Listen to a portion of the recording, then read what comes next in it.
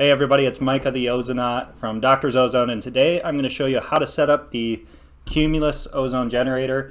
First, we're going to get into the features of the ozone generator itself, what it comes with, what you can expect from it. Then we're going to get into the equipment that's required for it.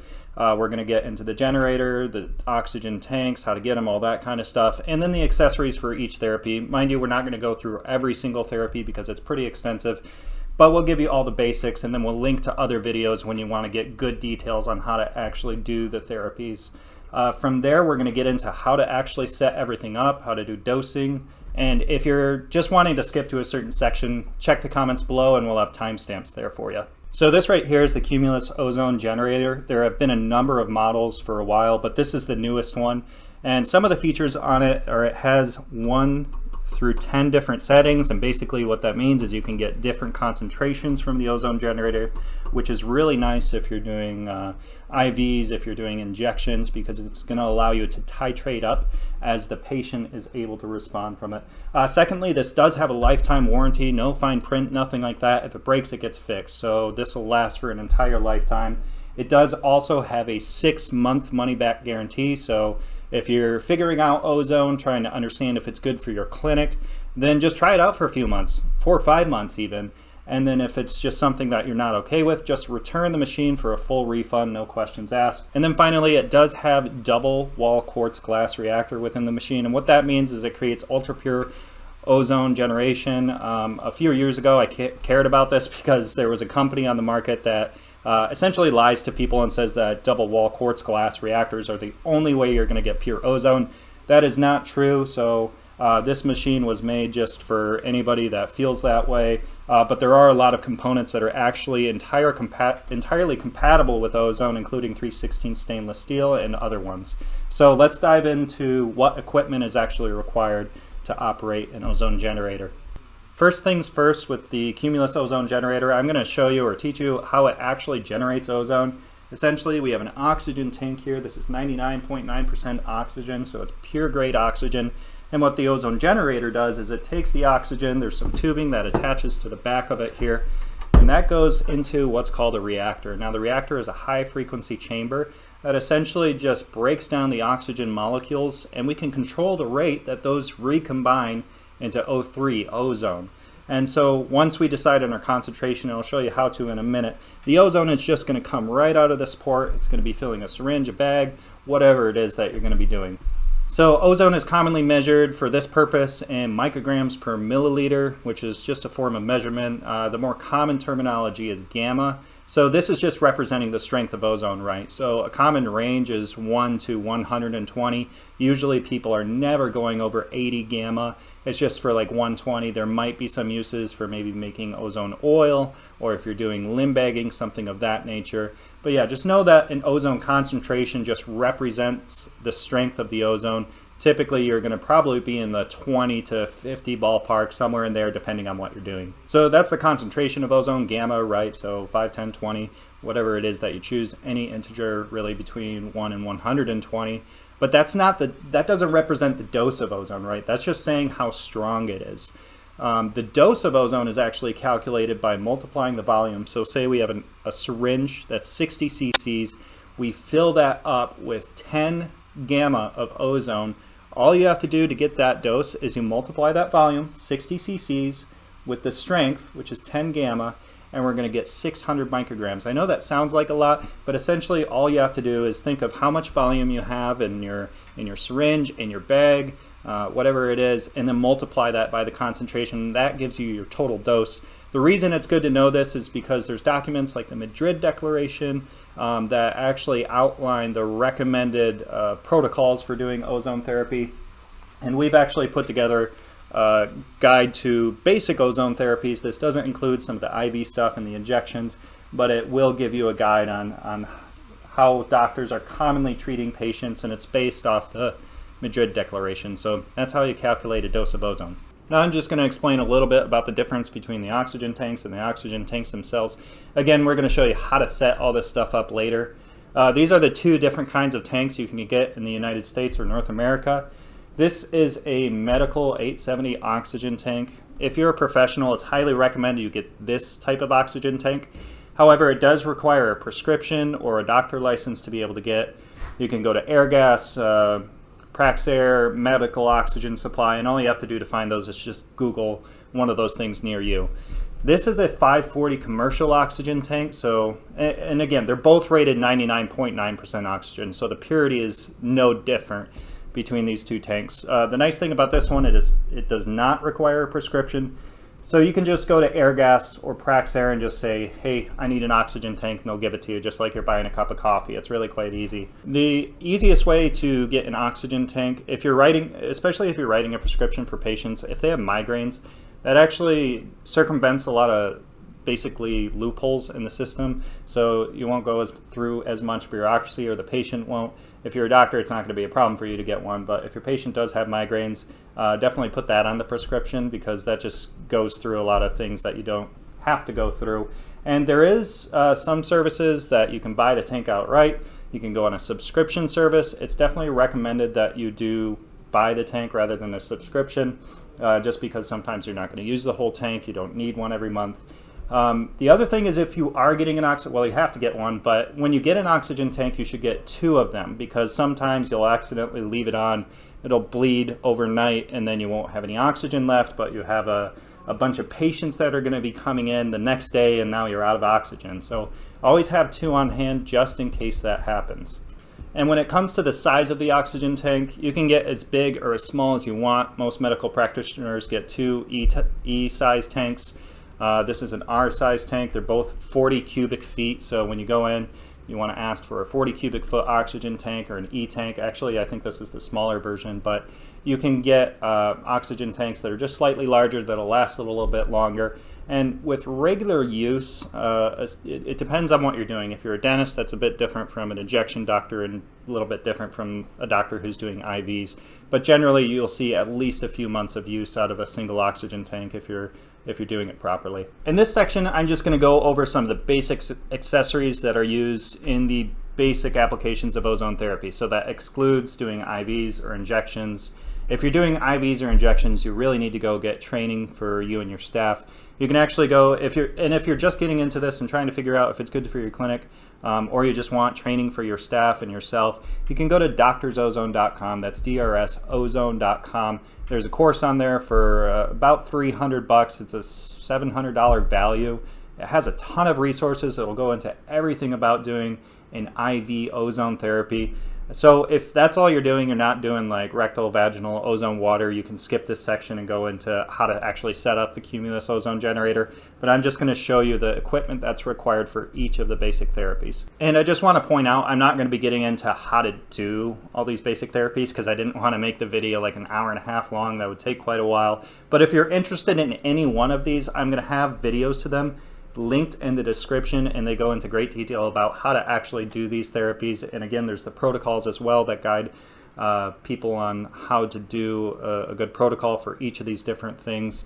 But for today, I'm just going to show you the pieces of equipment that are required, just so you know what they are.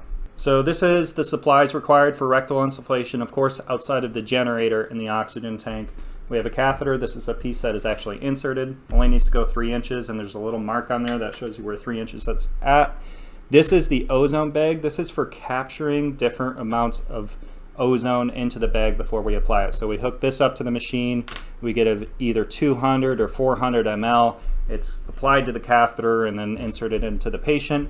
And this syringe, that's usually for home users. If they're doing this therapy at home by themselves with their own equipment, they can actually clean out their catheters with hydrogen peroxide, or they can throw them away every time. It's just that some people like to save money, so either way works for that. And this is the rectal insufflation supplies that are needed. This is the setup that's required for making ozone water. So ozone water is used for lavaging of wounds, oral care, sterilization, things of that nature. But basically, we just have a stem here. The water would go into here. The gas travels down the stem, bubbles up, and the remainder actually travels out this tube into what's called a destruct. So that's what this metal piece is here. That just neutralizes the excess ozone, so it's not going into the air and we don't have to breathe it. This is the ozone water bubbler setup. This is the setup for ozone ear insufflation. It's super similar to the ozone water bubbler system. It's just that instead of connecting the destruct right here, we connect on the stethoscope, which then is going to be put into the ears. So the reason we have the water bubbler system involved in this is that humidifies the ozone gas, which makes it a bit better for the ears. It adheses a little bit better. It's more moist. It doesn't cause as much dryness, that type of thing. This is the setup for ozone ear insufflation. This piece here is the ozone oil bubbler system, so it looks super similar to the water bubbler system, but this is used for either making ozone oil or breathing ozonides. So one side hooks up to the ozone generator as always.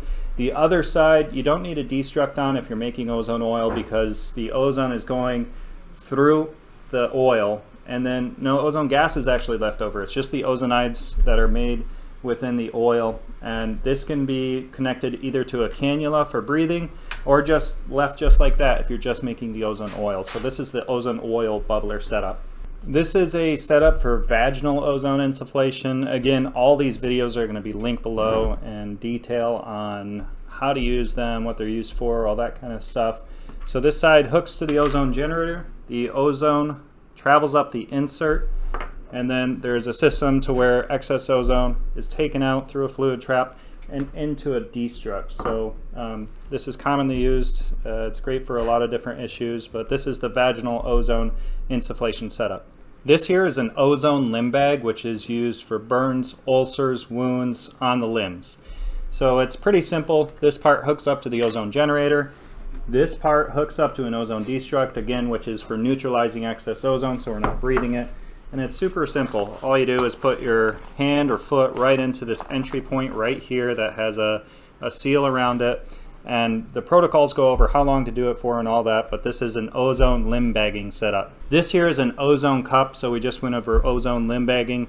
But what if you have a burn, wound, ulcer, sore that is on the torso? Well, the ozone cup solves that problem, so it's pretty much the exact same as the ozone limb bagging. This hooks to the ozone generator. The ozone generator travels down, and obviously my hand wouldn't be appropriate for it, but it would seal over the wound.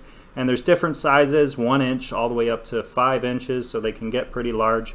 And the destruct on this one is actually built right in. So the ozone gas goes down, is exposed to the affected area, and then it travels up through this carbon filter right here and turns back into oxygen, so you're not breathing any ozone. So this is an ozone cup setup.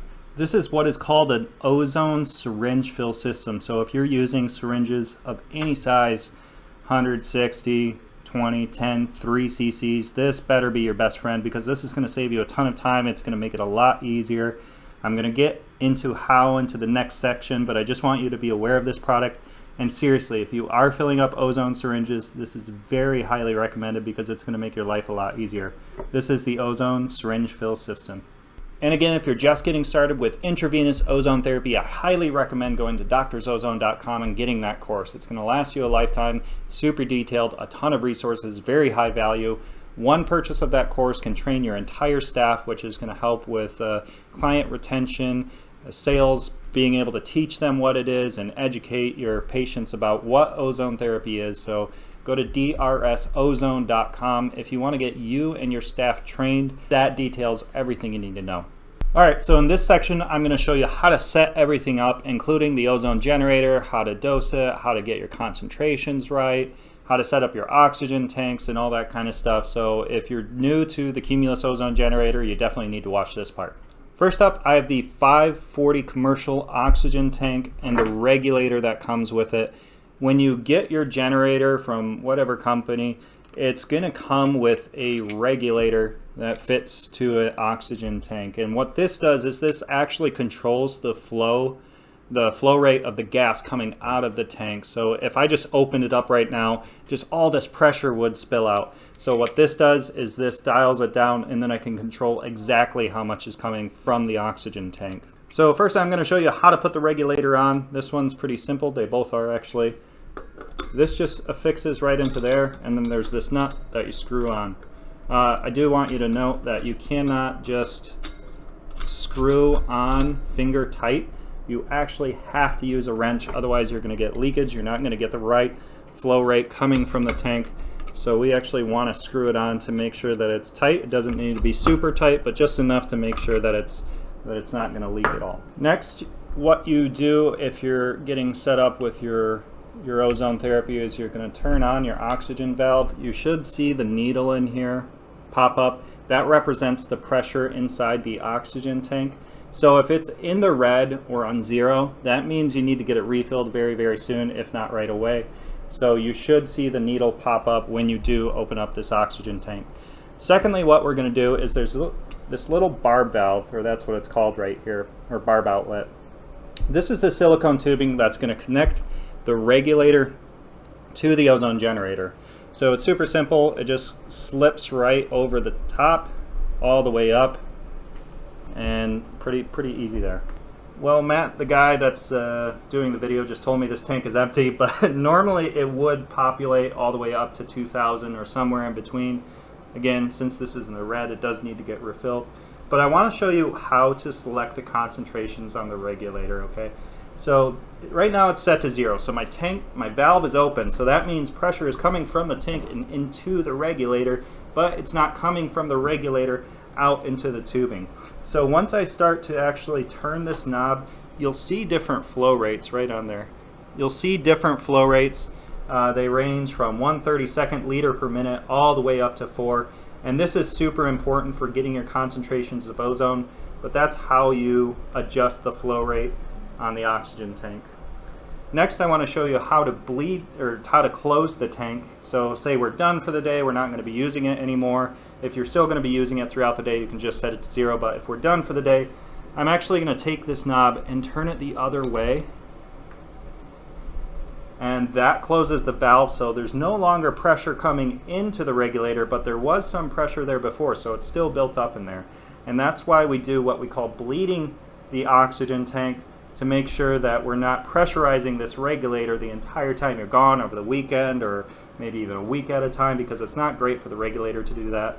So what I do to bleed the regulator is, again, this one is 0, but normally you would see a pin up here in the 1,000, 2,000 range, and when I turn this all the way up to 4, it's going to drop all the way down to 0. And then if I wanted, that's when I take my regulator off, just by, again, using my wrench the correct way, and then I can finger tighten it the rest of the way. So that is how you apply the regulator, how you control the flow at which it comes out, how you open the valve, how you close the valve, and how you bleed the tank. So make sure to follow those things if you're going to be taking the regulator on or off of the tank. Alright, so this is the 870 oxygen tank. If you're a professional, you really need to be using this type of oxygen tank, not the commercial one. If you're just using it for personal use or something of that nature, the commercial one is okay to use, but if you're a professional or you're running a clinic or anything like that, you need to be using the 870 medical oxygen tank. So let's show you how to actually set this up. I'm going to show you how to put the regulator on, how to bleed the tank, how to turn the valve on, how to turn it off, all that stuff. So what you're going to notice on this tank is 2 holes right here. And on the regulator, you're going to notice there's 2 pins right here and a washer. So always make sure that your regulator has a washer right in here. If it doesn't have that washer, you're not going to be able to use it, or you have to get a new washer and put it right on there. And that washer is just kind of that brass and rubbery thing right there that just prevents leakage. So all I have to do is undo this pin all the way. You can see it opens and closes as I twist this, but I want to open all the way. I take it over, I put those pins right into those holes, and then I just close the tank. It's super easy to do. Just needs to be finger tight like that, and that's it. Super easy to put the regulator on. Next, for opening the oxygen tank, what you're going to need is a oxygen wrench, which looks something like this, or just a typical wrench that you can open it with that you could find in your garage or your bench or whatever. So I'm just going to twist it counterclockwise. It doesn't need to go a lot. Even a quarter turn is enough, half a turn, something like that. And you should notice that on the oxygen tank, the needle did pop up a little bit. Again, this one's not extremely full. If it was full all the way, it'd be up to 2,000. But we're down here telling me that once I reach this red or the 0, that I do need to get it refilled or swap the tanks out. Next, I'm going to show you how to put the silicone tubing on. There's this barb outlet right here. This is super simple to do. It just slips right over that barb outlet. So that's how you put the tubing on. Now that we have our valve open, right? So we just release the pressure from the tank into the regulator, and this is the piece that actually dictates how much gas is going to be flowing out. You'll notice no gas is coming out of the tank right now, and that's because it's pressurized in this regulator, and we can control the flow rate at which it comes out. So you can see it goes 1/2, 1/4, 3/4, 1, 1/2, 2.5, whatever. So I can control how fast the gas is actually coming out of the oxygen tank. And that's going to be really important for actually choosing your oxygen concentrations. I'll get into that once we get into the ozone generator itself, but just know you need to open up your valve first, then you choose your concentrations. If for some reason you're seeing this needle go down really quickly, it means your valve is not open, so you need to open that up before you can use this. Next, I'm going to show you something called bleeding the oxygen tank. So you want to do this at the end of the day, every single day if possible, because we don't want to leave this regulator pressurized because it's not going to last as long. So if you're a perfectionist, then you'll really like this because it will make this regulator last a lot longer. But bleeding the oxygen tank essentially means that we just close this valve, which is pressurizing the regulator. So I turn it clockwise until it feels moderately tight, doesn't need to be super tight. But you'll notice that this needle is still populating on here, so it's still pressurized. Well, all I have to do to get rid of that pressure that's in the regulator is do this. So I just turn it all the way up to 4, let it bleed out, and then I can safely take my regulator off of the oxygen tank. So again, that's something you want to do at the end of every day. It's something you want to do, when you're leaving for the weekend or the week or whatever it is, but that's going to make your regulator last a lot longer, and it's called bleeding the oxygen tank. So that is how you set up an 870 oxygen tank. Right now, I'm just going to show you the basic elements of the Cumulus ozone generator. First off, this is where the oxygen is going to come in. So assuming we have our tank hooked up, all we do is slip on our tubing right over that oxygen port, and it says O2 in. So that's where the oxygen is going to go in. This is where the power is connected to, so all you do is put your power source right there. And on the front, you'll have 3 things here. So I don't have it plugged in right now just for ease, but this is the knob, and when I turn the knob up to 1 or higher, it will populate this blue light when it's plugged in. Not plugged in right now, but that's what will happen. And this just is basically going to dictate the strength of the ozone. So you have 2 things that are going to tell you how strong the ozone is going to be. One is the flow rate and one is this knob. I'll explain it in a second. The other thing here is the ozone outlet. So this is where the ozone is actually going to come out. That's where I can fill my syringe, make my ozone water. It all just connects right to there. On top of the machine, and this part is super important, so you do need to understand this. This is the concentration chart. So this machine has been calibrated for these different concentrations. So again, a concentration of ozone is the strength of it. So let's just say, just as an example, I'm making this up, we decide we're going to treat somebody with a herniated disc and do an injection periarticular to that. Let's just choose a concentration. So first I say, okay, I'm doing an injection. I know the range is usually 15 to 20. I've already done one with this patient at 15 on a 20 cc syringe, so I'm going to do another 20 cc syringe at 17 gamma, a little bit higher. So this section represents all the different concentrations you can get, and I just said, well, I want to get 17. So I go and find 17, or say I chose 18 but it's not there, so maybe I go to 17. But 17 is right here on the chart. Now what I need to do from there to get my concentration is go and look over at the corresponding column and the corresponding row. So when I go over to here, this column represents the flow of the gas coming from the oxygen tank. So you know how I was showing you turning the knob on the oxygen tank, 1 3/4, 1/2, 1/4, 1/8, 1/16. So when I say I want 17, I have to go to my oxygen tank, turn it to 1/2 liter per minute.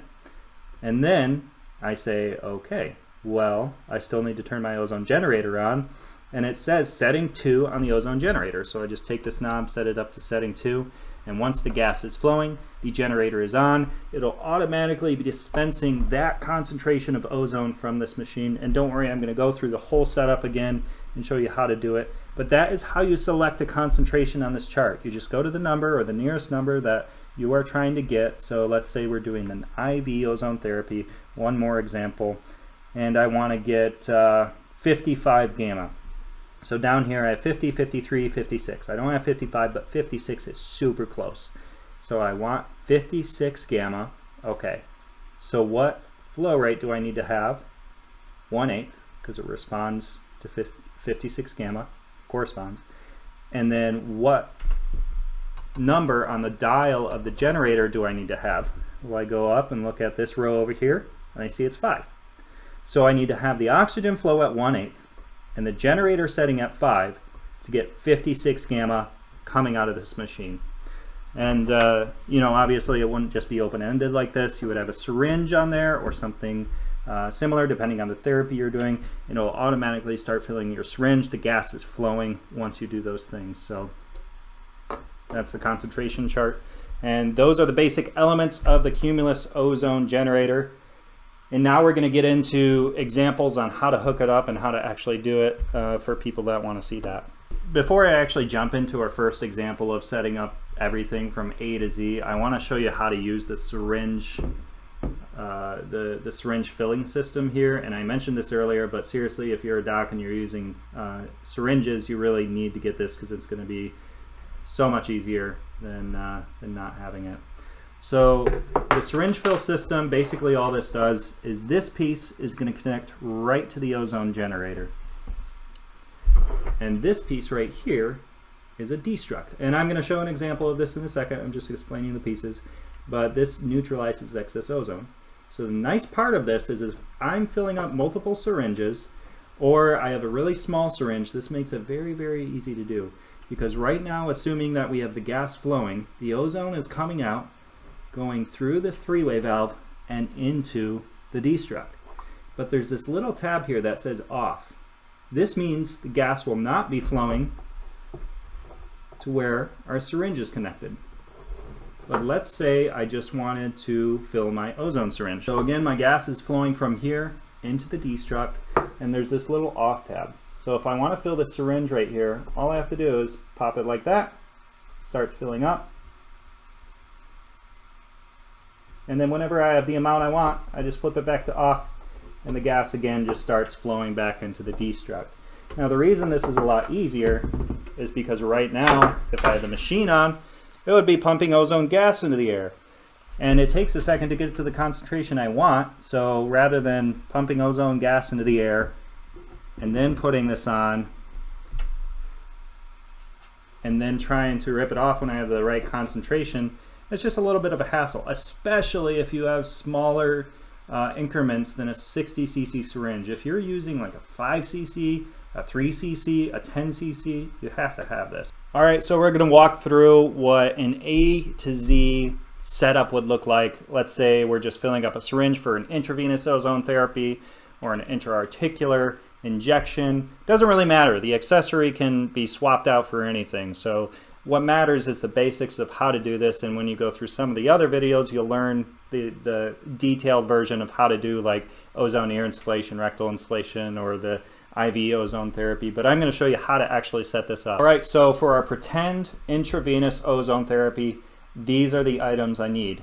I need my ozone generator, I need my oxygen tank, I need my oxygen tank wrench, I need my oxygen tank regulator, I need my tubing that's going to connect the regulator to the generator. Optionally, the syringe fill system, again, highly recommended, and then our syringe, which is going to be used for the application. So this is our beautiful, majestic oxygen tank, and the first thing we need to do is put our regulator right onto the oxygen tank. Again, there's these 2 holes right here, 2 pins on the regulator. I put the regulator over and into the holes, and then I start to finger tighten with this screw right here. So I'm just tightening it in, and it just needs to be relatively finger tight. You don't want to crank on it because then it's going to be hard to get off. From there, we need to open up the valve of our oxygen tank so the regulator is pressurized with oxygen, but oxygen is still not flowing because the regulator is on 0. I'm going to go ahead and open up the valve. Quarter turn is enough. You should see the pin have popped up to a bit. If it's a full tank, it'll usually be at 2000 psi. As it gets closer and closer to the red spot, it's going to need a refill. Next thing we're going to do is attach our tubing, our silicone tubing, to the barb outlet right here. Super easy.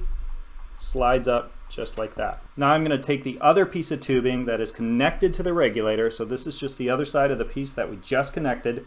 And I'm going to put it right onto the oxygen inlet of the ozone generator. From there, I'm going to go ahead and plug in my ozone generator. And now we're set to go. So for this example today, I'm actually going to use the ozone syringe fill system because I find it easier. So I'm going to go ahead and put that right onto the outlet port here. It doesn't need to be super duper tight. It just needs to be a little bit tight. So don't go ahead and crank on it because then you can get it stuck. You can actually get something broken inside the lure lock. So just make sure that it's gently tight, not too much, and you'll be just fine. So the next thing we need to do is, let's say we're doing an intravenous ozone therapy with 60 cc's volume.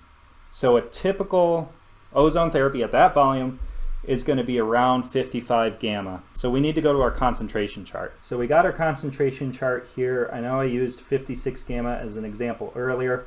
This time, let's use 53 gamma as an example. So we're giving our patient an intravenous ozone therapy. I want 53 gamma. So I need to find my number on the chart first. And it's right here. So I find the number that I want. And then I need to look and see what the flow rate on the oxygen tank regulator needs to be. So this says 1/8 liter per minute. And that's just a setting again on that knob of the oxygen tank regulator. So there's two things that we have to do. And then I go back to 53 and look up. And what setting do I need on the ozone generator? It's setting 4. So first thing I'm going to do is I'm not going to turn the oxygen on yet. I'm going to go 1, 2, 3, 4. So the ozone generator is running right now. But there's no ozone being made. Why is that? Well, it's because the oxygen isn't running yet. So there's nothing being pushed through that reactor to make ozone and push it out. So it's okay if the generator is running and oxygen is not, because no ozone will be made. On the flip side of that, if I have my generator off and my oxygen tank on, oxygen will be flowing through here, could even fill up your syringe, but it's not ozone, it's just oxygen. So both the ozone generator and the oxygen tank need to be on before any ozone is made. All right, so I have setting 4 on here. I have my syringe fill system set with the off position towards where the syringe is going to go. I attach my syringe and we're set to go. If your off position is going to be here, it's going to be a problem, and it's just going to blow the tubing off the back of the generator. Not a big problem, but it's just going to pop the tubing off because it'll build up pressure, because what I'm saying is that the gas coming out of here has nowhere to go. So it just builds up pressure until one of the pieces of tubing pops off. So it should be set either here or to here. Those are the only two positions you need to worry about. This position says no gas going this way, and this position says no gas going this way. So it's super easy to use. So we're going to get our dose of ozone. We have our ozone generator on. Let's go to the oxygen tank here real quick.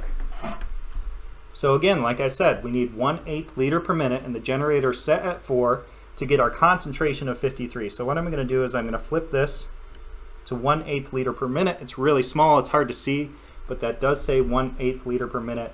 And my oxygen is now flowing down this tube into the generator, out of the generator. Now it's ozone. It's going through here and into the destruct. But I want to fill my syringe. So all I have to do is take the switch, do this, and again it's 1/8 liter per minute, which is an extremely slow flow rate. So it's going to go very slowly, as you can see. It's going up. All right, so the bottom of the plunger is at 60 cc's. I go ahead and flip this back to the off position facing here. Now the ozone is going back here. So at this time we can do one of two things. We can turn off our oxygen and our generator, take the syringe off and then go, or if you're in a hurry, you can just take the syringe off because the ozone is just going into the destruct and apply it to the patient. But let's just say, for pretend's sake, that we're going to flip everything off first. First thing you're going to do is turn off the regulator, and by turn off, you go to 0. It should say 0 right on there. Now no gas is flowing. Second thing I'm going to do is turn off my ozone generator. And that's it. That's really the whole process of getting ozone. Again, any accessory can fit onto here or onto this syringe fill system. It's not just for syringes. You can put any accessory on there. It's all just lure lock stuff. So it's pretty simple to operate. Looks a little bit intimidating at first, but once you get your hands on this, once you try it out once or twice, maybe give yourself a little bit of a treatment, you're going to be pretty used to it. It's really no problem. So that's the basics of how to operate the oxygen tanks, the ozone generator, and the accessories.